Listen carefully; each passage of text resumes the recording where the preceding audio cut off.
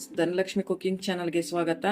ಇವತ್ತು ಬಾಳೆ ದಿಂಡಿನ ಪಲ್ಯ ಹೇಗೆ ಮಾಡೋದು ಅನ್ನೋದನ್ನ ತೋರಿಸ್ಕೊಡ್ತೀನಿ.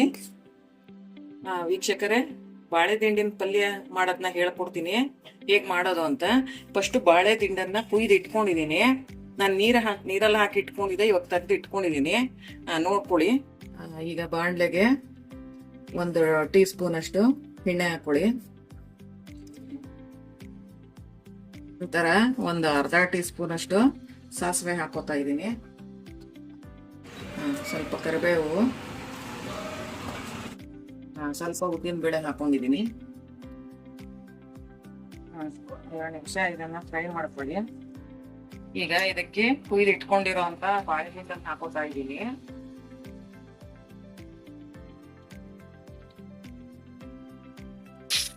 ನೀರಿನ ಅಂಶ ಅದರಲ್ಲೇ ಇರುತ್ತೆ, ಆದ್ರಿಂದ ನೀವೇನು ನೀರ್ ಹಾಕೊಂಡು ಅದು ಮಾಡಕ್ ಹೋಗ್ಬಿಡಿ. ಯಾಕಂದ್ರೆ ಇದು ಫುಲ್ಲು ಸ್ಮೂತ್ ಆಗಿ ಇದಾಗಲ್ಲ, ಸ್ವಲ್ಪ ರಫ್ ಇಟ್ಲೇ ಇರುತ್ತೆ. ಹಾಗೆ ಫ್ರೈ ಮಾಡ್ಕೊಳ್ಳಿ. ಏನಂದ್ರೆ ಸಣ್ಣ ಊರಿನಲ್ಲಿ 5 ನಿಮಿಷ 6 ನಿಮಿಷ ಬೇಯಕ್ ಬಿಡಿ. ಅದರಲ್ಲೇ ನೀರಿರುತ್ತೆ, ಬೇಯಕ್ ಬಿಡಿ. 1/4 ಸ್ಪೂನ್ ಅರಶಿನ ಹಾಕೊಳ್ಳಿ ಇವಾಗ. ಮತ್ತೆ ಇವಾಗ ಸಣ್ಣ ಊರಿನಲ್ಲಿ 5 ರಿಂದ 6 ನಿಮಿಷ ಬೇಯಿಸ್ಕೊಳ್ಳಿ. ನೀರೇನು ಹಾಕಕ್ ಹೋಗ್ಬೇಡಿ.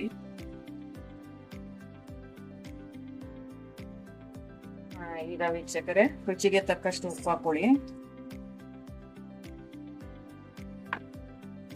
ವೀಕ್ಷಕರೇ, ಅದರ ಜೊತೆ 1 ಟೀ ಸ್ಪೂನ್ ಅಷ್ಟು ಬೆಲ್ಲ ಹಾಕೋತಾ ಇದ್ದೀನಿ.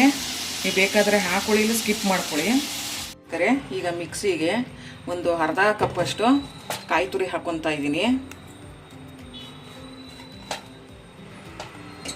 1/2 ಚಮಚದಷ್ಟು ಜೀರಿಗೆ, 4 ರಿಂದ 5 ಬ್ಯಾಡಗೆ ಮೆಣಸಿನ್ಕಾಯಿ ಹಾಕೋತಾ ಇದ್ದೀನಿ. ನೀವು ರುಚಿ ಅಂದ್ರೆ ಖಾರಕ್ಕೆ ಎಷ್ಟು ಬೇಕೋ ಅಷ್ಟು ನೋಡಿ ಹಾಕೊಳ್ಳಿ. ಮತ್ತೆ 1 ಚಮಚದಷ್ಟು ಧನಿಯಾ ಹಾಕೋತಾ ಇದ್ದೀನಿ, ಧನಿಯಾ ಕಾಳನ್ನ. ವೀಕ್ಷಕರೇ, ಈಗ ಇದನ್ನ ನೀರು ಹಾಕೋಬೇಡಿ, ನೀರು ಹಾಕಳ್ದೆ ಡ್ರೈ ಆಗಿ ರುಬ್ಕೊಳ್ಳಿ. ವೀಕ್ಷಕರೇ, ಈಗ ರುಬ್ಕೊಂಡಿದ್ದೀನಿ. ಈ ಪುಡಿನ ಇದಕ್ಕೆ ಹಾಕೊತಾ ಇದ್ದೀನಿ.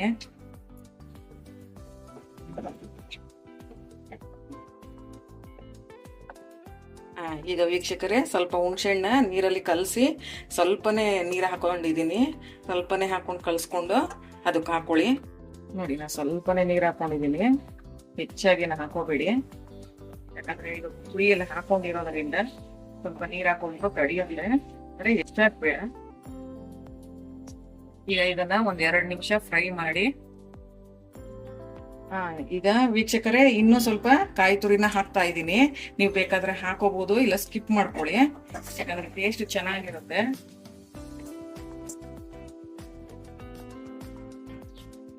ವೀಕ್ಷಕರೇ, ಈಗ ರೆಡಿ ಆಗಿದೆ ಬಾಳೆ ದಿಂಡು ಪಲ್ಯ. ಇದನ್ನ ಒಂದು ತಟ್ಟೆಗೆ ಹಾಕೊಂತೀನಿ. ವೀಕ್ಷಕರೇ, ಈ ರೆಸಿಪಿ ನಿಮಗೂ ಇಷ್ಟ ಆಗಿದ್ರೆ ಒಂದು ಲೈಕ್ ಮಾಡಿ, ಶೇರ್ ಮಾಡಿ, ಮತ್ತೆ ಸಬ್ಸ್ಕ್ರೈಬ್ ಮಾಡೋದನ್ನ ಮರಿಬೇಡಿ. Thank you friends.